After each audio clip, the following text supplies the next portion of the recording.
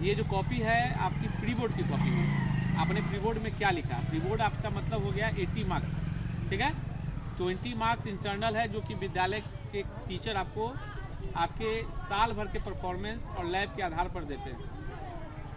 करना क्या है इसमें कि अपने कॉपी को लाइन बाय लाइन देखिए कि हमने 80 मार्क्स में कितना अटेम्प्ट किया, क्या सर कहीं पे हमको कुछ नंबर कम तो नहीं दिए हैं। अगर कम दिए हैं तो उसका संशोधन करा लीजिए। दूसरा पॉइंट कि अगर हम में कहीं से कमी हो गई तो वो आपको अभी ही त्रुटि को दूर कर लेना है, ताकि जब बोर्ड के एग्जाम में बैठिए तो 3 घंटा आपके ज़िंदगी का सबसे कीमती घंटा है, तो कोई मिस्टेक नहीं हो, कोई अशुद्धि नहीं रहे, कोई एरर वहाँ कॉपी पे नहीं रहना चाहिए। चाहे उसका कवर पेज हो, चाहे आंसर्स हो, काफ़ी केयरफुल तरीके से उसको फिलअप करना है। बात को याद रखिएगा दिमाग में, केयरफुल तरीके से। कहीं ओवर राइटिंग नहीं होनी चाहिए, कहीं कट मार्क्स ज़्यादा नहीं होना चाहिए। अगर आप रोल नंबर लिख रहे हैं तो पार्टिकुलर स्पेस में रोल नंबर लिखिए। साइन कर रहे हैं तो पार्टिकुलर स्पेस में जो एडमिट कार्ड पे साइन है वही साइन होना चाहिए। इस बात का विशेष ध्यान रखना है। पॉइंट नंबर 3, आपको ये ध्यान देना है कि अगर कहीं कुछ फिलअप करने के लिए अगर कोई बोला जा रहा है कि आप अपना कोई डाटा नहीं डाल सकते हैं, नाम नहीं, तो आप गलती से भी नहीं लिखिए। वैसा कोई भी चीज़ आंसर शीट पे नहीं लिखिए जिससे वो आंसर शीट किसी समस्या को या विवाद को खड़ा करे।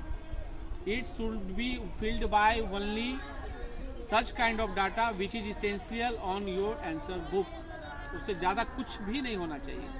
हर एक क्वेश्चन को बनाने के बाद एक बार अंडरलाइन कर देना है। क्वेश्चन नंबर साफ सुथरे तरीके से देना है। बनाने का तरीका क्या रहता है कि हम लोग आंसर अपने हिसाब से याद करते हैं, फेयर करते हैं, रिवीजन करते हैं, मगर हमें आपको क्या ध्यान देना है कि हमने आपको सारे बच्चे को सिंगल सिंगल कर कर कॉपी इसलिए दिखाने का प्रयास किया कि आप अपनी कमी को देखिए। दूसरी बात, जो कॉपी हम लोग जांचते हैं या जचाती है कॉपी बोर्ड में, वो किस आधार पर जचाती है। अगर आपको देखना है तो अगर 3 मार्क्स का क्वेश्चन है सेक्शन सी में, तो कहाँ पर कितना हम लिखेंगे कि हमको 0.5 मार्क्स मिल जाएगा। मतलब कि आप आंसर में ब्लैंक नहीं छोड़िए। अगर आप 1 स्टेप 2 स्टेप जहाँ तक पहुँच सकते हैं अगर लिख देते हैं तो उसके लिए आपको आपका मेहनताना मिलना है। तो दिमाग में रखना है कि जैसे हर सवाल को आप देखिए कि वॉच कीजिए, कहाँ लिख दिए तो 0.5 आ रहा है, कितना लिखेंगे तो 1 मार्क्स हो जाएगा, फिर कितना पे 1 मार्क्स हो जाएगा, कैसे वो 3 मार्क्स बन गया, कैसे वो आंसर शीट में आपका सेक्शन डी जो है 5 मार्क्स का, वो 5 मार्क्स उस क्वेश्चन के लिए कैसे कैरी करता है, सवाल ये उठता है।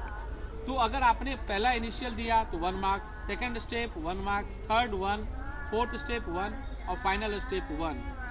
कहीं आपको अगर आप इक्वेशन लिख रहे हैं तो कहीं पे उसका 0.5 मार्किंग है।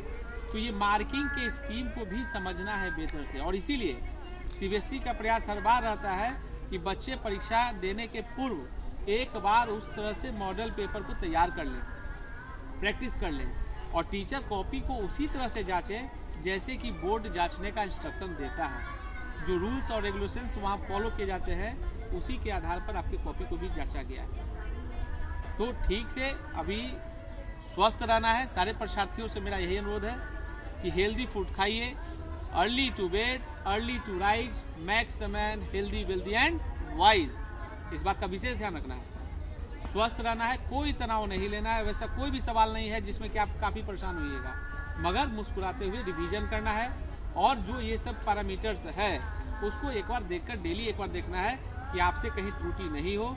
एक बार कोई एक क्वेश्चन का आंसर का लिखने का पैटर्न को जरूर देखिए और उसी ढंग से मेहनत करना है। और बाकी सारे मित्रों को भी और आप लोग को भी जो भी उपस्थित है सबको all the best and best of luck. Thank you.